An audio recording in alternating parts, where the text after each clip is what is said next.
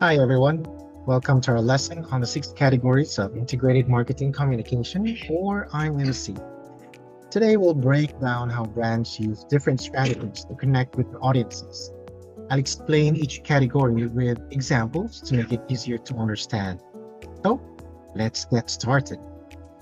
As far as these categories are concerned, there are 6 of them, and there's one thing that you need to bear in mind when it comes to these 6 categories.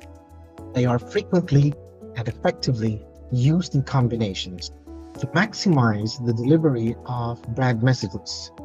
Now, most recently, there has been an increased overlap with their ability to communicate, interact, and form relationships with customers and potential buyers. So, in this case, then, you need to rely on the power of each of these categories in order to establish a good relationship, if not good and excellent relationship with customers and potential buyers. Of the first of the 6 categories, we have advertising that is commonly known to a lot of us. This is the most recognizable form of IMC. I mean, I think all of you are familiar with those ads you see on TV, hear on the radio, or scroll past the social media. And there's one thing that you need to bear in mind when it comes to advertising. It's paid, non-personal communication designed to promote a product, service, or brand. And there used to be just 3 forms of advertising: radio, TV, and print. But nowadays, with, of course, the help of the internet and the advent of technology, there are so many platforms on how to advertise and where to advertise your product or brand.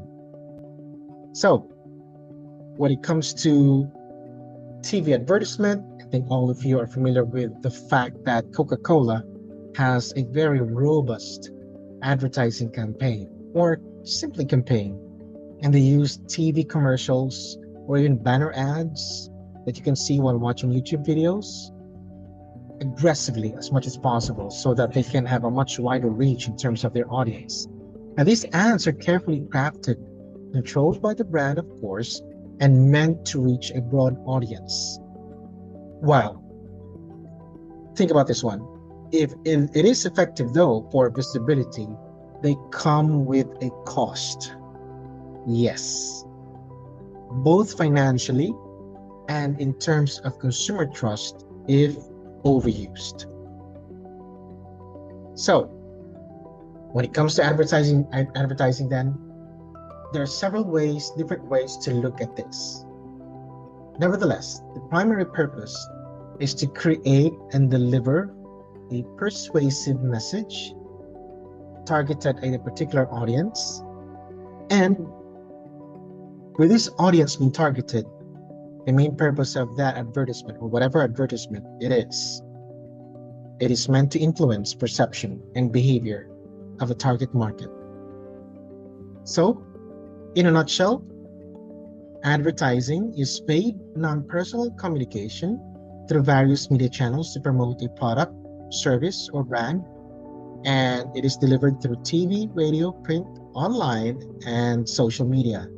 And of course, the key points for this are: utilizes mass media, controlled messages, wide reach, and high visibility. Another one is, of course, sales promotion. This category is all about short-term incentives. Let me repeat that. It's all about short-term incentives to encourage immediate purchases on potential buyers or customers. Now, for example, if you talk about sales promotion, the buy one get one free offers at grocery stores, flash sales on Lazada or Shopee, or a coffee shop offering a double loyalty points for one day, those are all sales promotions. They're great for boosting sales quickly, but they don't necessarily build brand loyalty. Well, for one thing, once the promo ends, customers might move on unless the brand offers something more.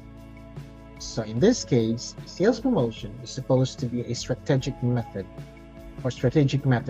for motivating potential buyers to purchase a product or service immediately, but you have to keep that uh, fire or interest or desire to keep on buying the product or service going on and on and on. It should go on forever. Okay.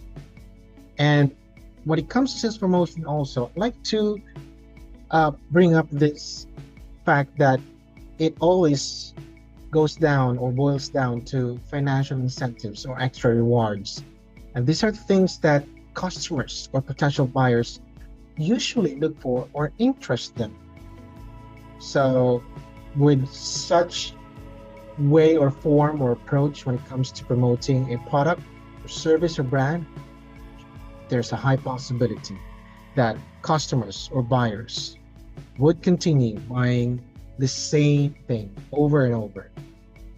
So, in summary, sales promotion is a short term incentive or incentives that are designed to stimulate immediate purchase or action. And usually, sales promotions may make use or utilize discounts, coupons, contests, and other promotional activities to encourage sales. Most of the methods are directly connected to a quantitative result based on a consumer's response to the promotional offer, of course. However, one must bear in mind that promotional offers can be expensive not for consumers, but for the brand or company. I mean, the total cost of running a promotion must be compared to the value of increased sales or profits. So, what if the promotion failed? Then that means less profit on the part of the owner of the company or the brand. I'd like also to bring up one thing here in relation to advertising and sales promotion. This equation, advertising equals to hidden cost of sales promotion. Now, this one suggests that while advertising promotes a product or service, it indirectly increases the cost of running sales promotions. Okay, let me explain this to you in detail. Let me illustrate it for you in three ways. Here's how it works. This equation, I'm referring to the equation. Okay. Now, advertising builds awareness. We're aware of that, of course. It creates brand awareness and interest, making customers more likely to notice and engage with sales promotions. So without advertising, any promotions might go unnoticed, right? Okay. Apart from this, promotion depends on visibility. So that means for sales promotion, like discounts or contests, to succeed, customers need to know about it. That is why promoting the promotion itself often requires advertising, adding to the overall cost. Last but not least, long-term brand impact. While it's true that sales promotions are short-term, advertising supports long-term brand value. However, without consistent advertising, customers might only engage during promotions and ignore the brand otherwise. So that means when it comes to sales promotion, it should go hand in hand with advertising, and it can be costly. Another thing that I'd like to raise here is this. How about this one? Imagine a clothing brand rather, launching a buy one get one free sale. To inform the customers, the brand runs ads on Instagram and local radio. And that's good because it helps build awareness and also brand visibility. But the promotion itself, especially on local radio, may cost the brand or the company. But the advertising spent to communicate the promotion adds indirect hidden cost. In short, while sales promotions offer immediate incentives, the cost of advertising to make those promotions effective is often overlooked. So, you have to make a wise decision on this matter. But then again, don't worry about that. There are other ways by which you can maximize brand awareness on your potential customer or buyer's end. Here's another category, by the way, that you can also utilize, and that's brand visibility. This is when companies make their products or services noticeable without direct advertising. Hmm. This could be a strategy that may not necessarily require the company or the brand to spend too much. Maybe, but probably in terms of expenditures being incurred, but not as much or as expensive as that of advertising. And of course, sales promotion. Now, when it comes to brand visibility, for example, when a brand sponsors an event like Nike, it always sponsors the Olympics. I think you have seen this brand, this the logo of which, or perhaps when a soft drink appears in a popular Netflix series, that's brand visibility. Starbucks also has its community projects, and it can boost visibility too. It may be philanthropic in terms of its approach, but the fact that this philanthropic activity that Starbucks is advocating for and running may also make it visible to the members of the community where the project is actually being applied on or being delivered.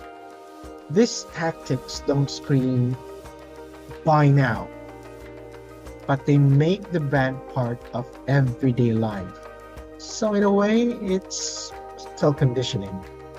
Just like this one, wherein Coca-Cola sponsors Jollibee. I think you have, I'm not so sure how many of you have experienced buying a Jollibee product, and the cup or perhaps the plate is actually production of Coca-Cola, and you can see the logo of Coca-Cola there. That's brand visibility. So in other words, brand visibility is when companies or organizations involve their products or services with audiences and consumers in indirect or subtle ways. So you may not notice it immediately, but if you take a closer look at it, you can really sense or understand that, okay, these two are helping each other through brand visibility, through brand promotion. Here are different brand visibility examples. We have product placement, naming rights, sponsorships, featured prizes, street teams, and philanthropy. So this message exposure options, by the way, include the brand name and logo. So you can use any of this brand visibility examples or options, so long as the name of your brand and logo are visible to the consumers. And the more these are exposed to passers-by, perhaps, where, areas where people can see the name of your brand and the logo of your brand too, this can help in conditioning their minds to try the product out. Here are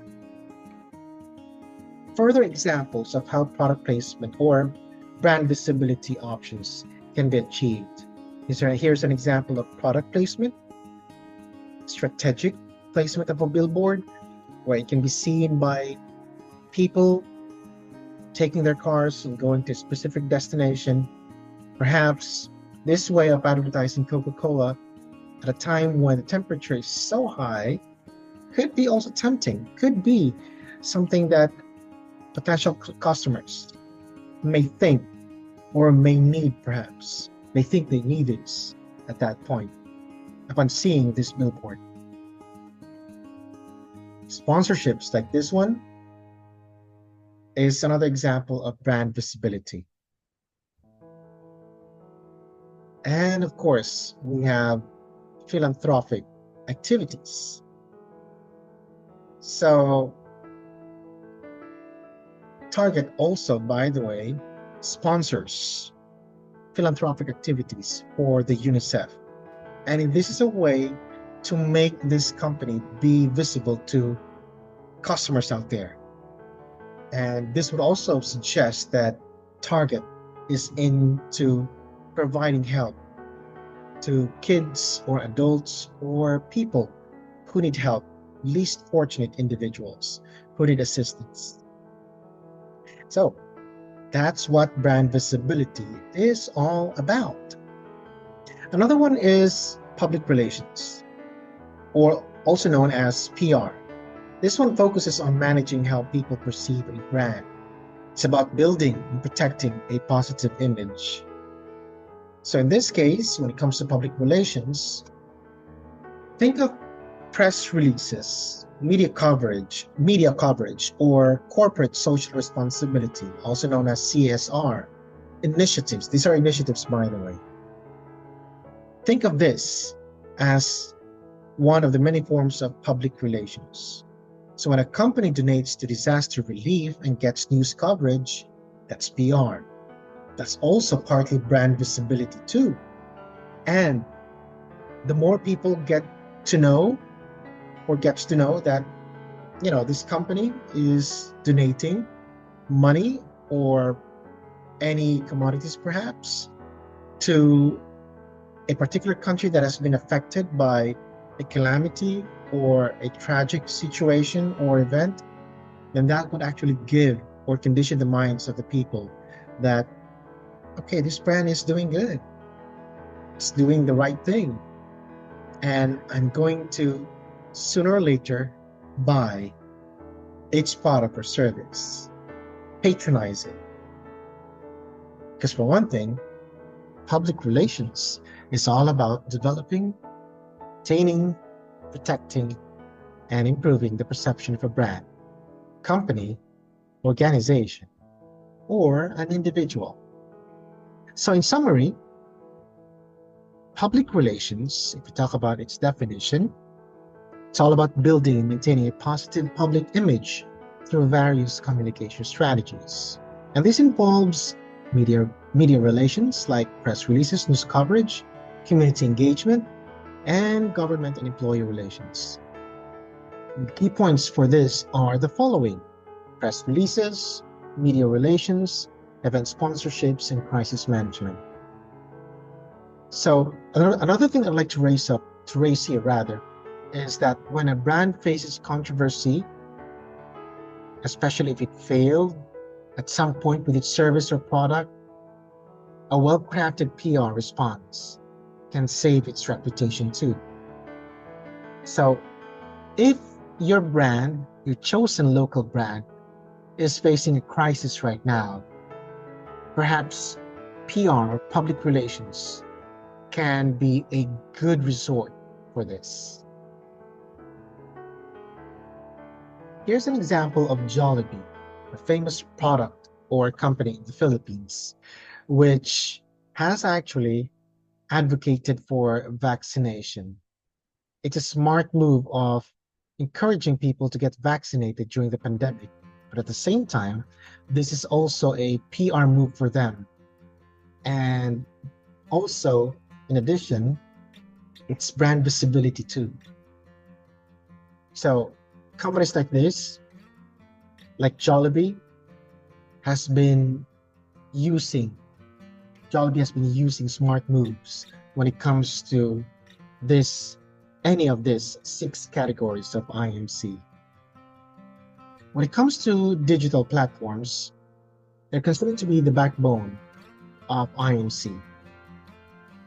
Well, when it comes to this category, it's all about creating innovative content and delivery strategies. So when a fashion brand, for example, uses Instagram to showcase its latest collection, or when a restaurant promotes its menu on Facebook, or perhaps Instagram, just like this one, Jollibee, that's digital IMC. And most recently, mobile marketing has emerged as a new force when it comes to digital platforms. And never underestimate, by the way, the power of mobile marketing. So in summary, a digital platform or digital platforms can be also utilized by a brand to promote brand visibility or to attain brand visibility. PR is another way to do that too. So when one leverages digital channels and interactive media for marketing communication, one has the possibility, a high possibility, that customers may be encouraged or motivated to explore, because it would lead them to become curious about the brand or the product, and eventually buy it, to try out if it's really worth it. If the advertisement through digital platforms really, well, is consistent with what the customers can experience from the brand or the service. Key points for this are social media, online advertising, content marketing, and website interactions. Now, what makes digital platforms powerful? It's actually the interaction. I'd like to emphasize the term interaction right now in relation to digital platforms. Because for one thing, when it comes to promoting a brand through digital platforms, customers can interact with the brand. They can like, comment, and share. And in this way, it turns marketing into a two-way conversation, because digital platforms allow for a dialogue, a digital dialogue between the brand and the customers. When it comes to digital marketing, by the way, we'll talk about the funnel stage, the different stages of the funnel, and of course, the marketing funnel. We'll talk about this one in relation to digital platforms, and you will have opportunities to employ this to make your chosen local brand maintain consistent brand visibility through digital platforms. Last but not least, we have personal contact. This is the most humanized form of IMC, by the way, because it includes face-to-face interactions like store greeters. I think some of you have gone into a mall or a fast food restaurant, and at the point when it opens its doors for customers, you have people by the entrance greeting the customers when they get inside. Salespeople can also be considered as part of personal contact, or one form of personal contact, or even word of mouth recommendations. You know, when you recommend a product or service or brand to a friend, that's an example of personal contact. You're actually doing a favor for the brand that you're talking about with your friend. So in this case, personal contact is also made possible in many ways. So we have this, word of mouth, opinion leaders, store greeters, sales force, and direct sellers.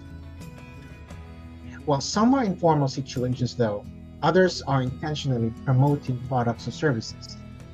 So in this case, when it comes to using personal contact, it would be a good idea that it's going to be intentional, because you can not only structure your way of doing personal contact, but also think strategically and creatively how to do it in a way that it will not be aggressive and intimidating, or even a violation of the privacy of potential customers or buyers. In summary, personal contact is all about face-to-face communication between a salesperson and a potential buyer. So we have customized messages, relationship building, and direct interaction as the key points for this form of IMC. So you might be thinking that these examples of personal contact might be outdated. Nope. Even in this digital age, this approach remains powerful, by the way, because people trust personal recommendations more than ads. So does this mean you have to get away from advertising and do more personal contact? That's not necessarily the whole point here. It's all about versatility in terms of which of the 6 categories of IMC works the best for your brand. You have to think about that too. So we have just gotten a closer look of the 6 categories of IMC.